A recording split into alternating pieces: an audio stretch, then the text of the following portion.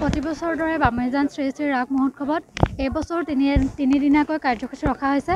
তাৰে 7, 8, 9 তাৰিখে আমাৰ ইয়াত ৰাস মহোৎসৱ আৰম্ভ হ'ব। 7 তাৰিখে ভাগৱত যাত্ৰা, 8 তাৰিখে শ্ৰী শ্ৰী কৃষ্ণ ৰাস মহোৎসৱ আৰু 9 তাৰিখে এখন সমূহীয়া ৰাইজে মিলি এখন নাটক পৰিচালনা কৰিব। আপোনালোক সকলোকে নিমন্ত্ৰণ জনাইছোঁ, সকলো আহিব। বিগত বৰ্ষবোৰৰ দৰে আমিও এবাৰ বামুণীজান আমাৰ আঞ্চলিক ৰাস মহোৎসৱ উদযাপন সমিতিয়ে শ্ৰী শ্ৰী কৃষ্ণ ৰাস মহোৎসৱখনি আমি এবাৰ 7ম বাৰ্ষিক হয়।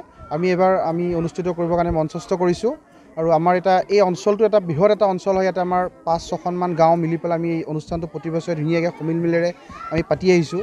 এইবাৰ কিছু অলপ যিহেতু আমাৰ শ্ৰদ্ধাৰ আমাৰ জুবিন গাৰ্গ তেখেত আমাৰ মাজত নাই, সেই অনুষ্ঠান গোটেই পৰিৱেশটোৱে যিটো আমাৰ অলপ যেন কিবা এটা আমাৰ যেন উৎসাহ উদ্দীপনা যেন আমাৰ মনত নাই, তথাপি আমি এটা ধাৰ্মিক অনুষ্ঠান এটা আমি পাতিবলৈ আগবাঢ়িছোঁ আৰু আমি তিনিদিনীয়া কাৰ্যসূচী আমি অনুষ্ঠানটো আয়োজন কৰিব বিচাৰিছোঁ। 7, 8, 9 নৱেম্বৰ অৰ্থাৎ 7 তাৰিখে আমি ভাগৱত যাত্ৰা কৰিম আৰু ভাগৱত যাত্ৰা হোৱাৰ আগমুহূৰ্ততে আমি তেখেতৰ প্ৰতি এটা শ্ৰদ্ধাঞ্জলি অনুষ্ঠানো ৰাখিছোঁ।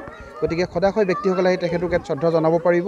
তাৰ পিছদিনাখন আমি আমাৰ শ্ৰী শ্ৰী ৰাসলীলা, শ্ৰী শ্ৰী কৃষ্ণ ৰাসলীলা আৰু পিছদিনাখন আমি এখন সামাজিক নাট মঞ্চস্থ কৰিম।